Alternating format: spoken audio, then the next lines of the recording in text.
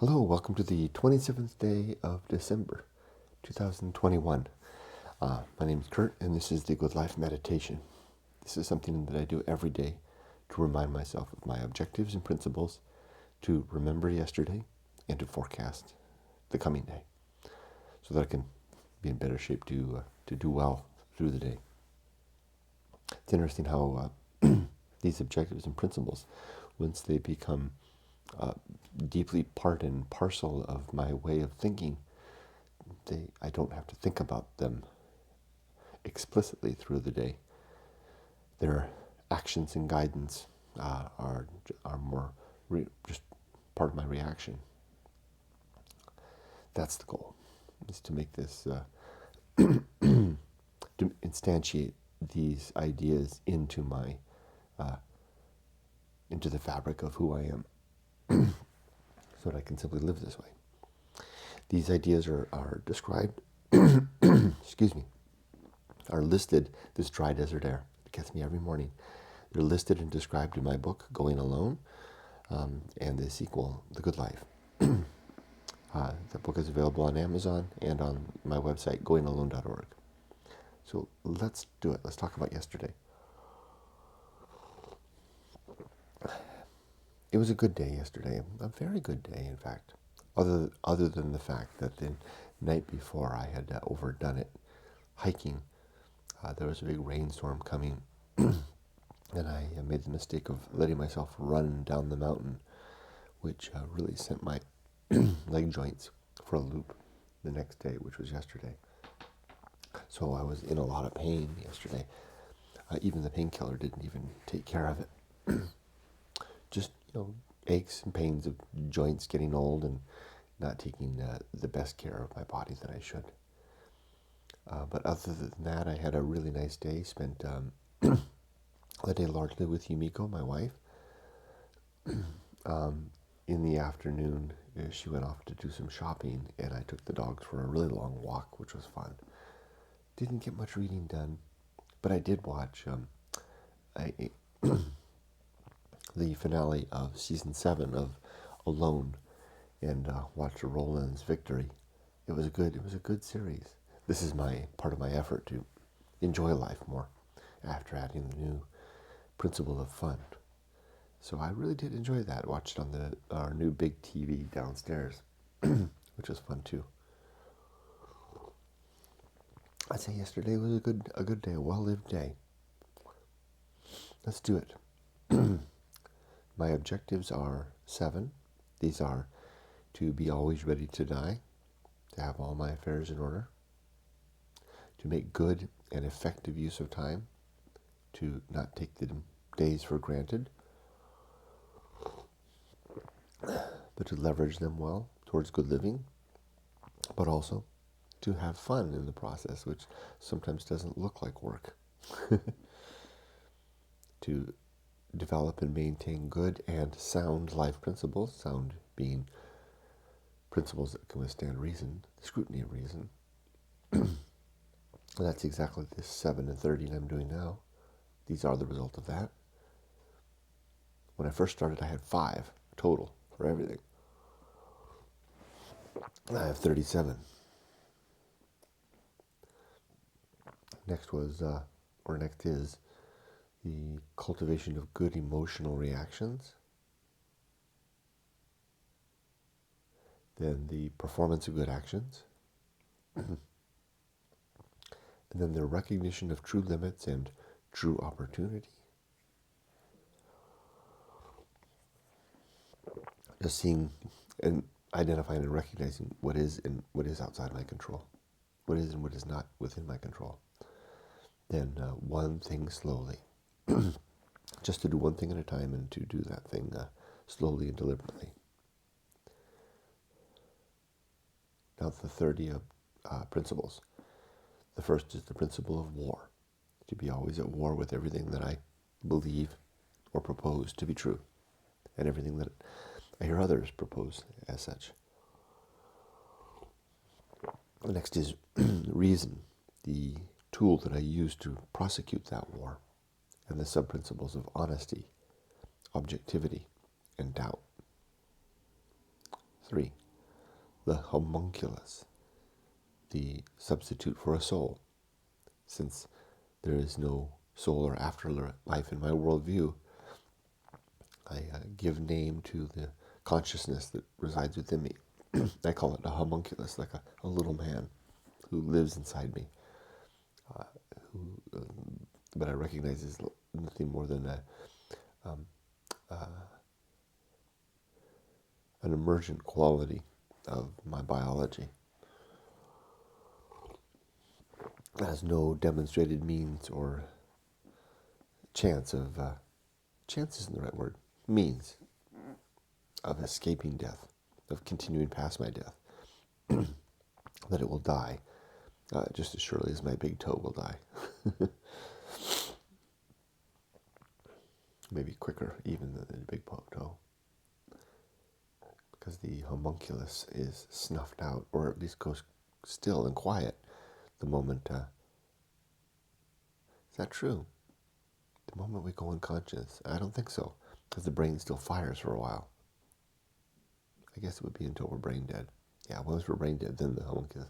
So I don't know, maybe it dies at the comparable rate to the big toe, which takes time to die too.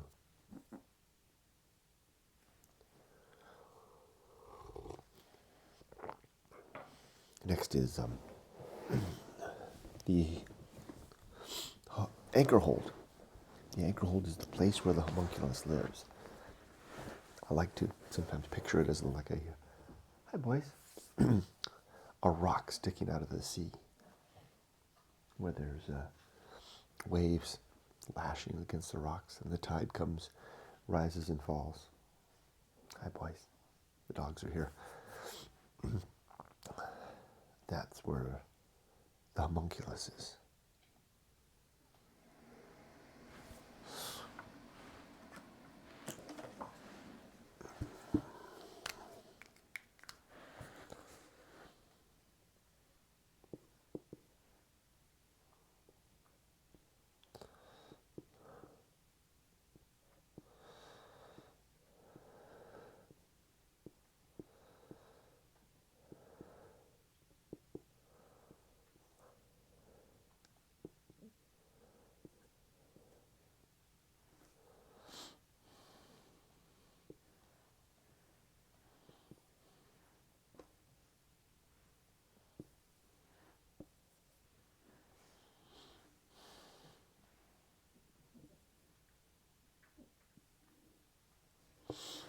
That's how it feels today.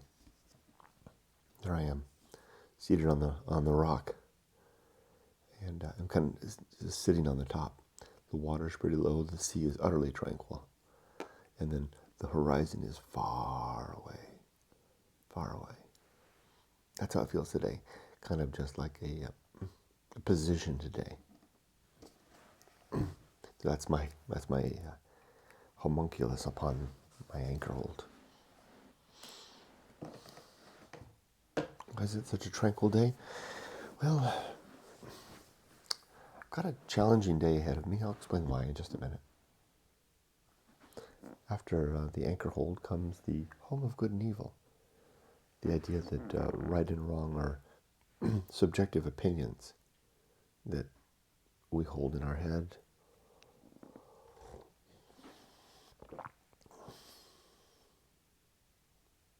To leverage against the day.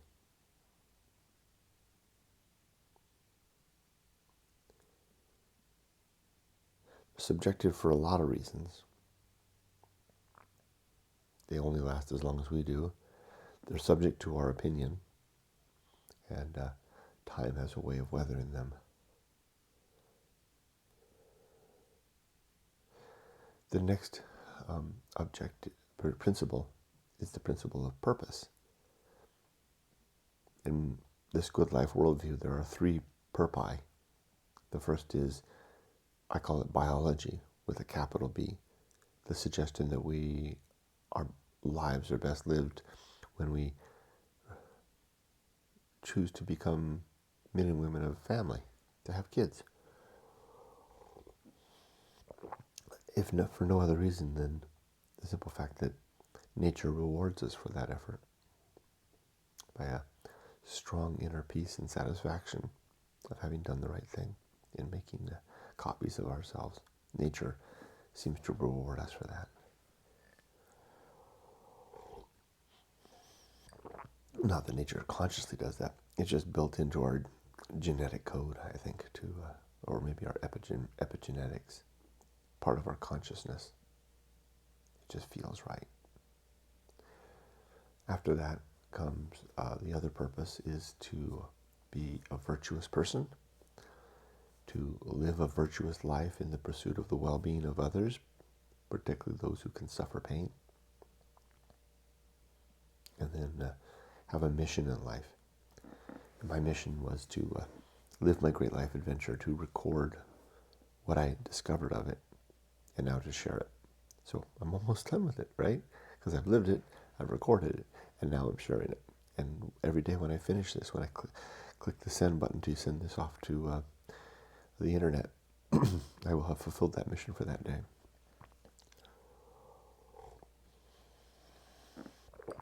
The next principle is the atomic principle.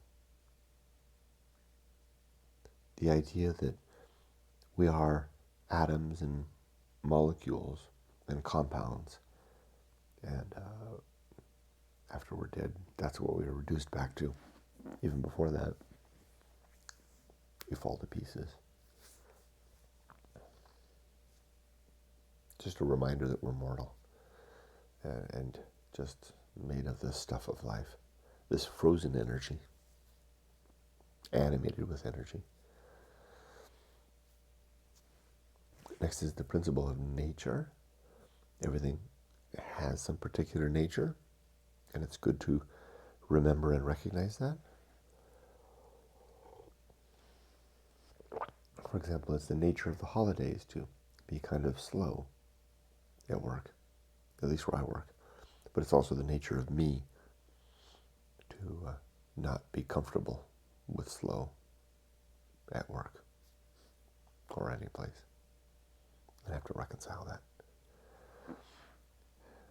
Next is the principle of maturity. No, the pirate ride. I always do that. The pirate ride.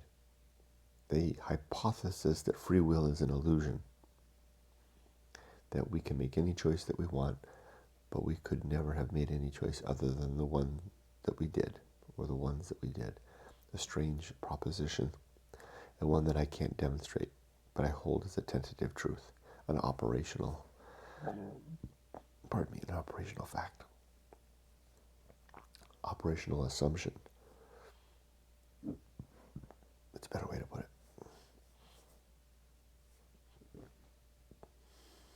I've settled my war with that one for now, having assumed the neutral position of not being able to know at this point, of not knowing at this point, yet deciding I'm going to operate as though it's not true. I think that's good. It gives me what I want. Still feels like cheating in a way. Next is maturity, which is a state that we arrive at when we are wise and strong, having the experience of what works and what doesn't, and then the fortitude to stay the course towards better choices, better ends.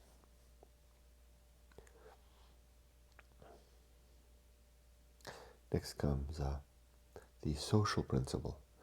We are social creatures. We need each other. We need our family and our friends.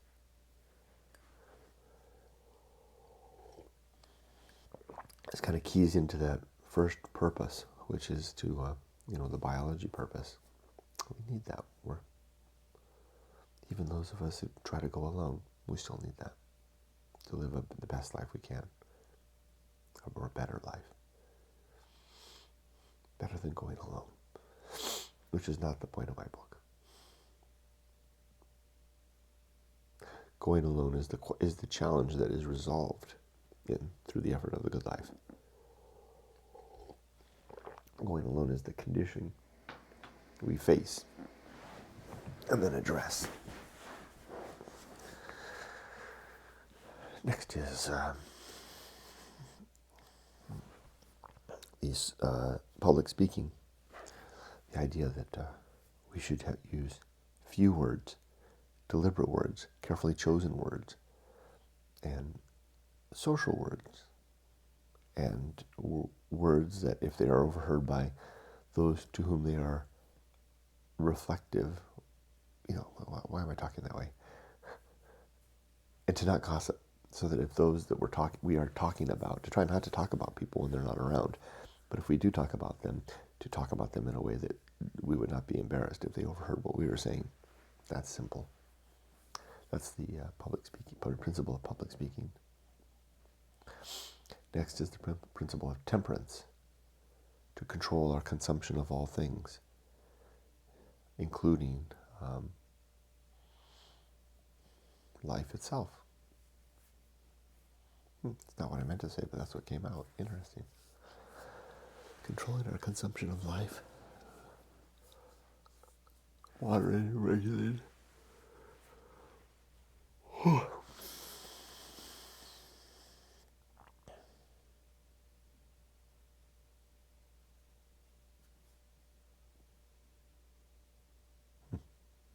And then obviously, of course, our emotions, tempering our expression of emotions. Sometimes we feel what we feel, but we don't always have to let the world know about it. We can hold in our emotions. We can redirect them in other ways, more useful ways, more appropriate towards our goals.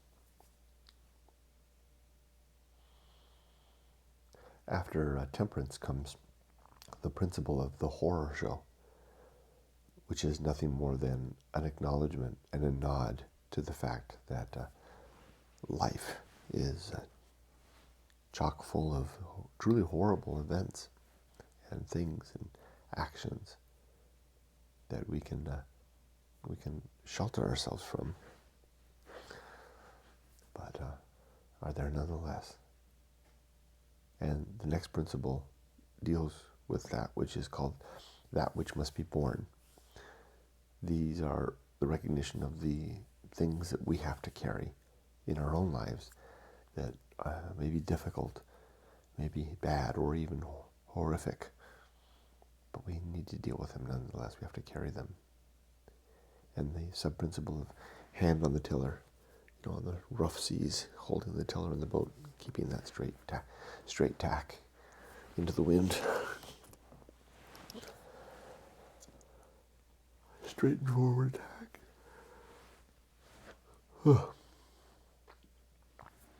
After that comes the Feast of Offal. It's what we do when we lose control and we spew up our upset into the world and we tell everybody about it. We make them upset. And they do the same to others. And on it goes. I recommend not participating in that. And certainly not initiating it. Then comes the best seat in the house, another principle. The idea of being okay with who we are and where we are and what we're doing, and to not be longing and wishing for something else or somewhere else, or that we were someone else. Then comes the Path of Wildness, another principle, which is an uphill movement through difficult territory, not always quite sure of the way, yet proceeding nonetheless, with some confidence in our strides forward. Then comes the risk of avoiding risk. The idea that the risks of life come in two flavors, the surface level and then the deep. The surface level being things like education, a spouse, a home, a job, a family, etc. Pretty straightforward stuff that, for the most part, the world will applaud our efforts. We get a lot of encouragement and reinforcement for that, and the path is pretty well laid out It's the wide, flat path. Some bumps, but not much. And then there's the deep risk, which is the risk of coming to the latter stage of our life, wondering what our life was all about. And did we live it well? And what the hell did we miss? And not facing that. Even if we addressed it, we still sometimes face that. That's why it's the deep level risk. The risk of avoiding risk. Next is sin and damnation.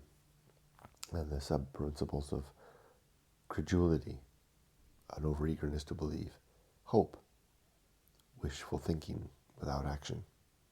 Hope is okay when we couple it with action, but then it's not hope. So I should stop saying that. Faith, which is belief in absence of evidence, believing that the lack of evidence is evidence. What nonsense. Superstition, belief which are almost by their very nature categorized as nonsense.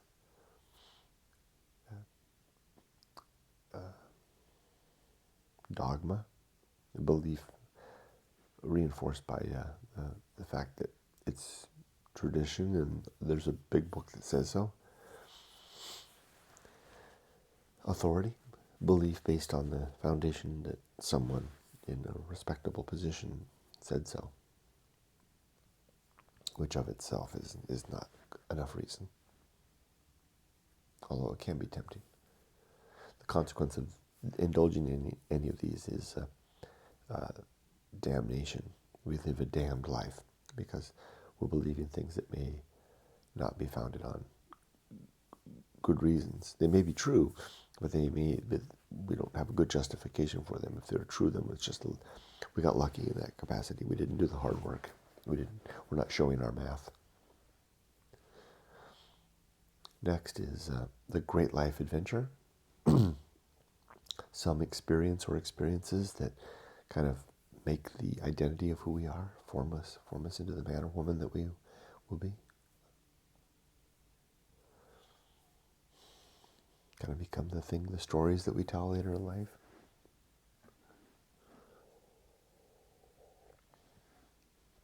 There's no guarantee that having a great life adventure will settle your mind. Unsettled minds tend to, those of us that live in a rough sea, live out on the sea, tend to experience the weather, no matter what we've done. Something in that. Something I should think about there.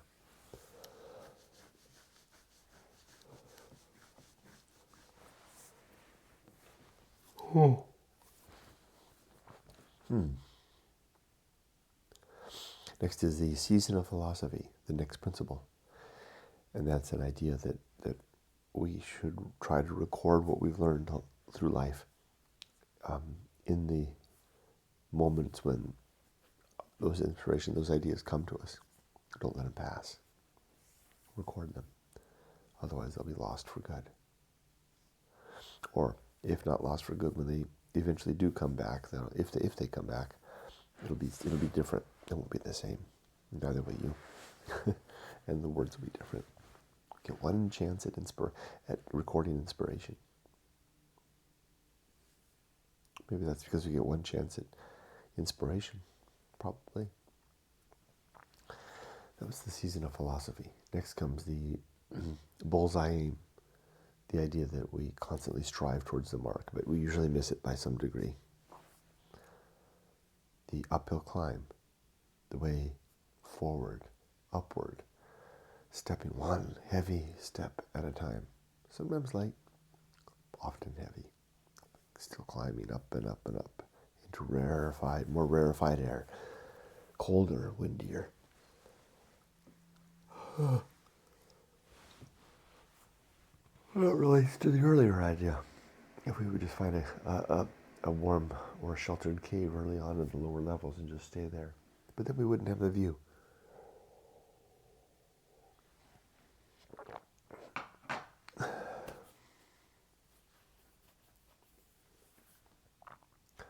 Next is arena and utility. Life is an arena for the living of our years, and our objectives and principles are the tools that we use along the way. That's the utility part. Next is nothing is enough. The suggestion that less is sometimes plenty. I just realized I missed one. Two, actually. Way back. There are a pair. The principle of distraction and the principle of agency in the great indifference. That belongs way back after the Feast of Offal. Distraction is what we do to not see the emptiness of the universe, which I call the great indifference. That's why they're a pair. All the way forward now to the last principle, which is a new principle. The principle of having fun. Trying to enjoy life. Not just take it all seriously, not work hard on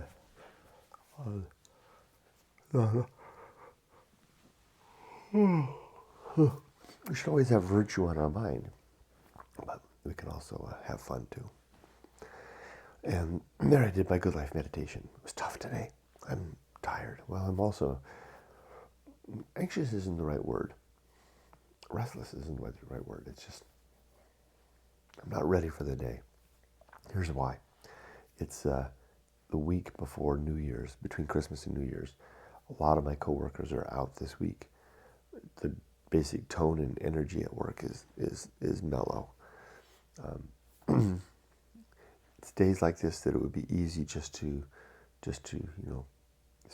I work from home now. It'd be easy just to coast through it. But I don't do well with that, and I don't think it's right.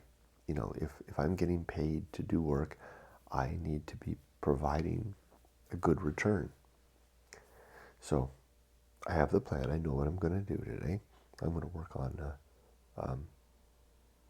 two things. I'm going to finish the charter document that I've been working on. I have all the pieces in place. I'll finish that. That'll be ready to go.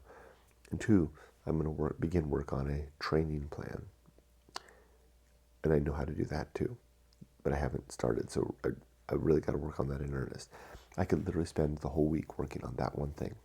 And it would be a good week if I finished the week with that done. And I began the week in January with the training plan ready to go, to begin executing it. And also I need to lay out the schedule for it. So those are three big things: to finish the charter, to develop and complete the training plan, and to lay out the project schedule for my main project. And then I've got two other projects that I need to be working on as well. So I could make a lot of progress this week, especially given that I could leverage the fact that that a lot of people are out, that the tone is mellow. I could get really far ahead. But I'm a little tired. It's also tempting to coast a little bit, but it's not my style. So that's what my plan is. My plan is to finish now, take the dogs out for a walk, come back, have my breakfast, start at 7:30, and work through those activities today, and finish the day strong. Finish the day productive, even though there's nobody around to see or even take note, but I'll feel better about myself. That would be an effort towards the good life, is making good use of my time. Okay, well with that, I'm going to go ahead and sign off. The dogs don't look like they're quite ready to go, but we'll get them up. Be safe, but not too safe. Take care.